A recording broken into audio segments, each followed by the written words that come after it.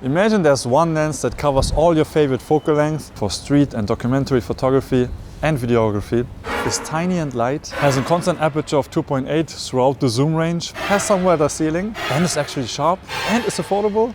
Sounds like a dream lens, doesn't it? Well, if something is too good to be true, it often isn't true. But in this case, dramatic pause, we might just have an exception. Bye-bye!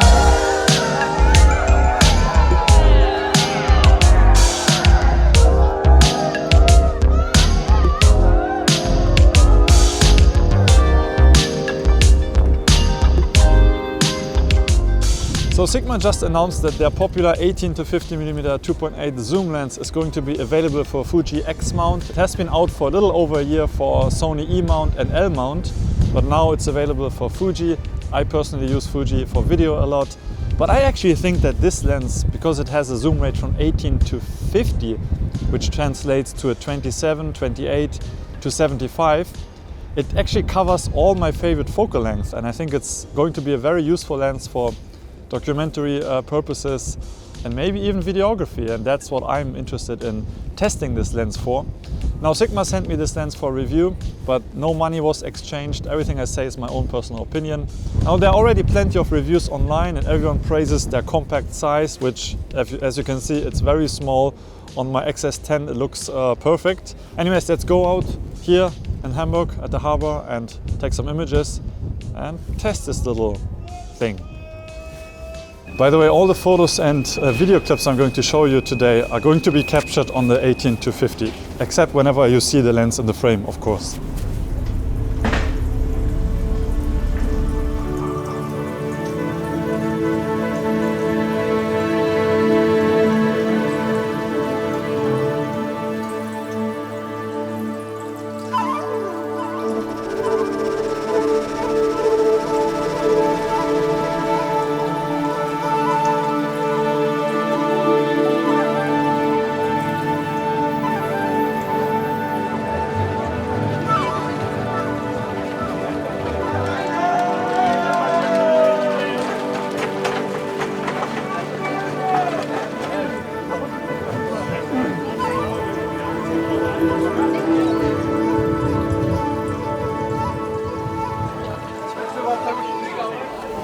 Okay, we are on the Fishmarket, as always, very crowded. Let's take some pictures and film a little bit on the 18-50 2.8 Sigma.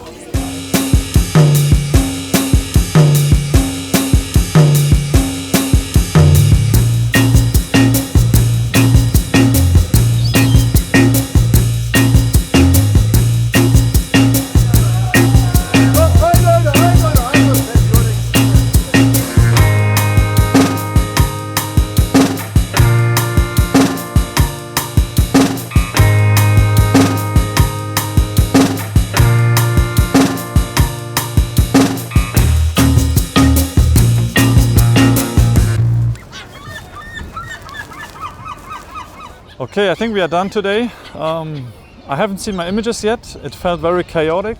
And the way I was shooting was I was using the LCD screen and using my thumb to focus, and I was using AF tracking, AFC.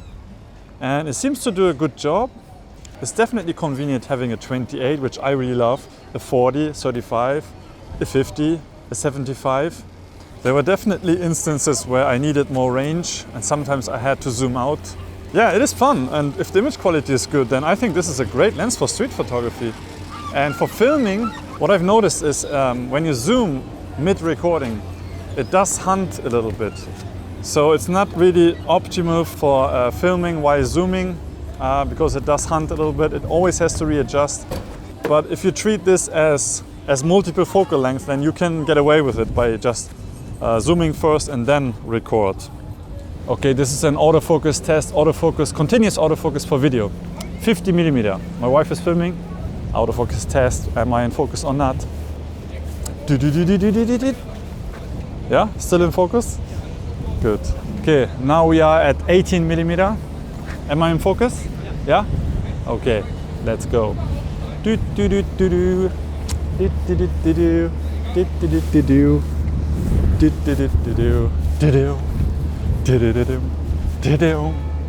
Focus? Yep. Yeah. You could also use this lens for vlogging. It's a little tight at 18mm, but you could definitely do it. The autofocus seems to be very good. Hello. Oh, I'm trying to film a vlog here. Okay, this is another vlogging test. Hello, hello. Oh, autofocus is not bad. This lens, by the way, has very little to no focus breathing, as you can see. Very nice. In terms of handling, the zoom ring is very smooth. I really like it. The lens itself is, it feels like plastic, but it's not the cheap kind of plastic. It does feel very well built. There's no play. And you can use this lens one-handed. I can set it to 18 or 28 and then keep shooting. So as long as you treat this as multiple prime lenses, it's actually a very fun lens to use. So I'm not sure if the lens is weather sealed, but it has a weather sealing gasket on the mount. So as long as you are not under heavy rain, it should be fine. It rained a little bit today, but I don't think... Hey, was geht ab? Oh, ich erschrocken. So where was I? Yeah, as long as you are not in the heavy rain, you should be fine. And the lens feels good. Yeah, the rubber feels nice. Focus ring feels nice, even though it's focused by wire. So today I'm shooting on my XS10, but yesterday I went out to test this lens for the first time, and I was using my XH1, not the XH2 or XH2S.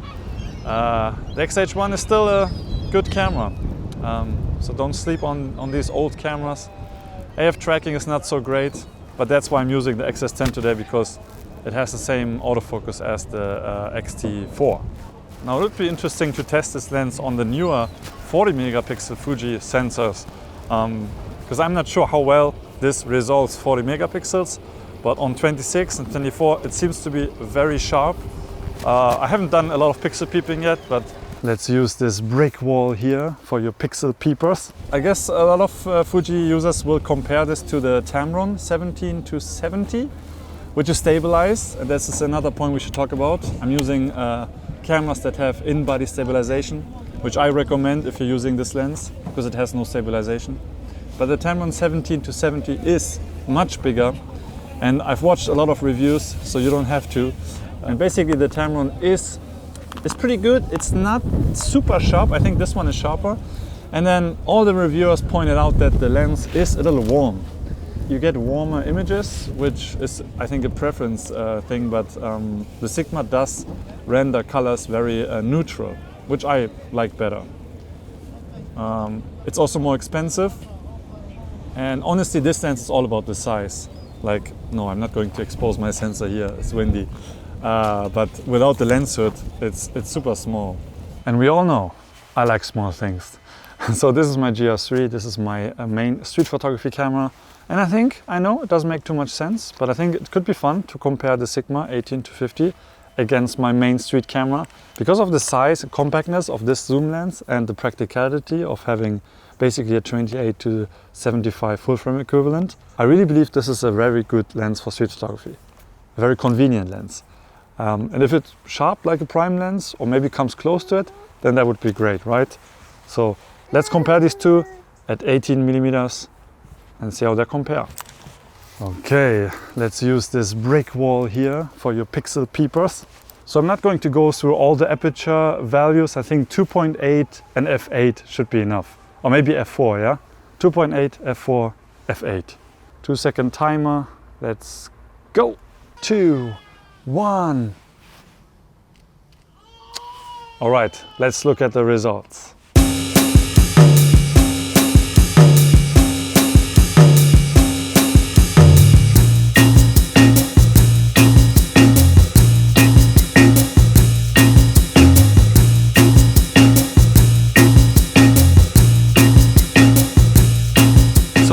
That was fun, but I know what you really want to see. I think you want to know the differences between the Fujinon kit lens, the Fuji kit lens, right? This one here. It's the famous Fuji kit lens. People often refer to it as the best kit lens available. And size-wise, the Sigma is a tiny bit longer, but very comparable in terms of size and weight. I would say basically the same. Now, my son is playing around my tripod. Now the Fuji lens has stabilization. That is a huge plus if you're using a camera body without any stabilization. What you also get is an aperture ring, which the Sigma has not. In my experience, it doesn't bother me too much. I know for some people this is already a deal breaker, but I use cameras that have front and back wheels, and to me this is more than enough. It's not a huge deal to me. Hey, don't touch my camera, please. You can't see it, but my son is right here. Hopefully he's not covering the mic. So in terms of performance, let's compare these two. I want to see optically how they perform for photography, and then also a little bit of video AF, continuous AF. Because in my experience, this one is not bad, but it struggles with movements and walking towards the camera. The Sigma is maybe slightly better in my experience, but I haven't tested them side by side. So let's do that, and then we go over to my final conclusion. One detail I forgot to mention is that the Fuji lens has no weather sealing, and it has no sealing on the mount. There's no weather sealing gasket. The Sigma has some rubber here. So both are not ideal, but at least with the Sigma you can be assured that your sensor is not getting wet as long as you're not under a waterfall or something.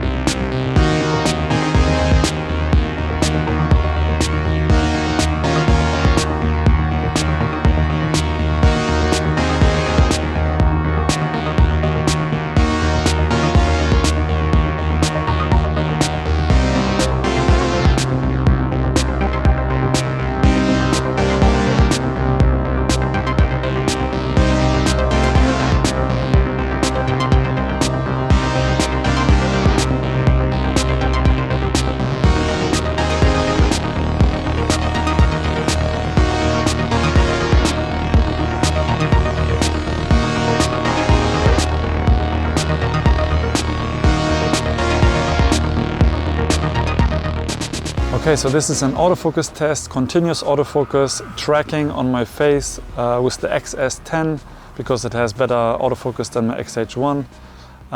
This is the 18-50 Sigma, and then afterwards we're going to use the same perspective focal length, this is 18 by the way, on the Fujinon 18-55. I forgot to mention that the Fujinon is not a constant aperture zoom lens.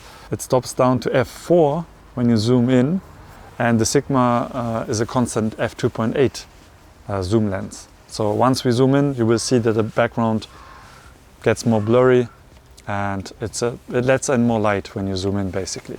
Okay, so I'm going to move forward a little bit. Hello, hello. Now moving backwards. Is it good? Is it good? Now I'm on the left or right side. I don't know how it is for you. Am I in focus? You see that the lens jumps sometimes. Sometimes it has to readjust. But if you do a talking head video like this, just talking blah blah blah blah blah, hello hello blah blah blah blah, or you stand here blah blah blah blah blah blah blah blah blah, then you see that the autofocus is probably sticking on my face, right? Okay, so this is the Fujifilm 18-55 kit lens set at 18mm. Let's do the test. Walking backwards, going to the side. And I can see the AF box on my face, which is good. And at 18mm we get f2.8 on this lens, but once we zoom in, it will close down the aperture. But if all you use is 18mm, you might not need the Sigma lens, and you can just stick to your kit lens, which is not a bad performer, right? So now I set the Sigma lens to 28, which is around 40mm full frame equivalent. And as you can see, I'm at f2.8, which means the background is blurred out nicely. Let's see how the autofocus performs.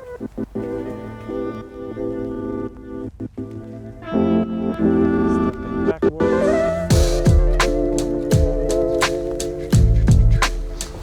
What's up?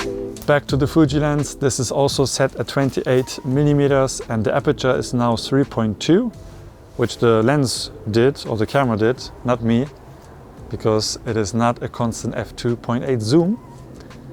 How does it perform? The background is probably slightly sharper than with the Sigma, but yeah, you don't always need super blurry backgrounds, right? So I think the advantages of the Sigma are more in the consistency of exposure and that you are able to use 2.8 at 50mm, right? Which we're going to test now. Okay, now I am at 50mm on the Sigma lens, 2.8, very tight. I have to step back a little. This looks better. Okay, let's see how the autofocus performs. And again, f2.8, I'm not changing anything with the aperture, because this one can go up to 2.8.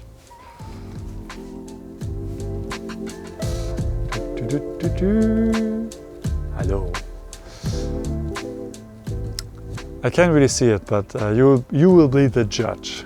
And this is the Fujifilm kit lens, 18-55 at 55mm, and now the lens is at f4. So I had to compensate with the ISO a little bit. Yeah, autofocus. Does it work? I see the AF box around my face, but I can't really see, because the screen is so far away, if I'm really in focus or not.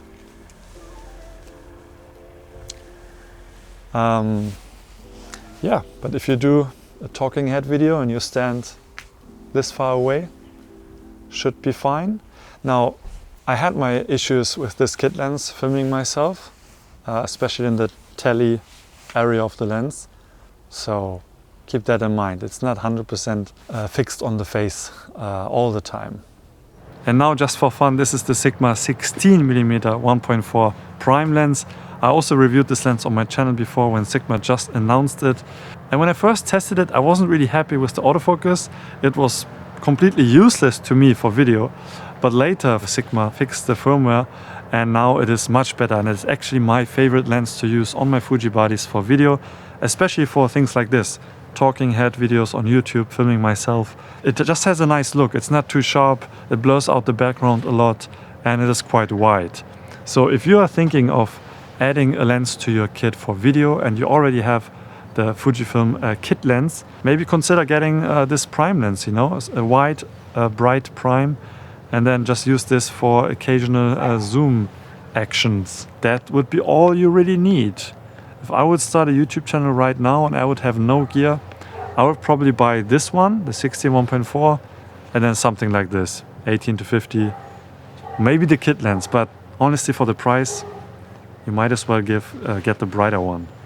All right, it's time for my final conclusion. I came back to the Fishmarket here 1 week later because I didn't think I got enough photos for this review. Hopefully I got some good ones, I'm not sure. So yeah, my first impression is definitely positive. I like the feel, I like the compactness. Stabilization is not an issue for me because I have IBIS, and it is a lot of fun using this for photos on the X-H1, using single AF in the middle. AF tracking on my XS10 is good, but it's not perfect, and I had some photos that were out of focus because the lens wasn't keeping up. Now I think it's firmware 0.99, and I was told there will be a firmware update coming which will be 1.0 or something like that. But Sigma couldn't confirm with me if the AF would be improved a lot after that. But it is okay. For filming yourself, it's definitely useful. And I'm definitely interested in using this lens in the future for my videos, because it basically can do it all. It has 18-50, which is usually the range I shoot videos in anyways. And for vlogging, I can use a wider prime or the small 15-45 zoom. Now compared to the Fujinon kit lens, the 18-55, I'm not sure if my copy is bad or not, but in terms of image quality, the Sigma is definitely sharper overall. But the Fujinon lens has maybe better flare control and maybe a little bit nicer contrast. The Sigma is very sharp, wide open at 18, and when you stop down you don't get much sharper images beyond that, but the corners get a little sharp but not perfect. But then 24 to 35, it is good, it's decent. It's not extremely sharp, but it's sharp enough, very sharp for a zoom, and then even in the corners you get sharp images. And then when you zoom into 50, for portraits it's probably good enough, but I wouldn't photograph landscapes and architecture because the corners never really get sharp. The center is okay, but it's a little soft, but that's normal on a zoom lens. And then there's of course the Fujinon 16-55 f2.8, which is much bigger, has also no stabilization. I used that lens a while ago. I borrowed it from a friend, shout out to Jay, to film the GR print challenge for the Ricoh channel together with Sean Tucker. And that video was filmed on the 16-55. And I would say I could film this video again using this lens. It would make no difference to the video footage. So I choose a compact lens over a bigger lens any day. And then price. I was told it's going to be €499 in Germany, and it's going to be available in December. I think €499 is a fair price. And yeah, you can get the kit lens used for 200 maybe, which is also a good deal. But for me personally, I think for photos, I like the Sigma better, and the 2.8, constant aperture 2.8 is pretty nice when you film, and no focus breathing. So yeah, and some kind of weather sealing, a little bit on the mount, which is not perfect, but it's better than nothing. So yeah, I like it a lot.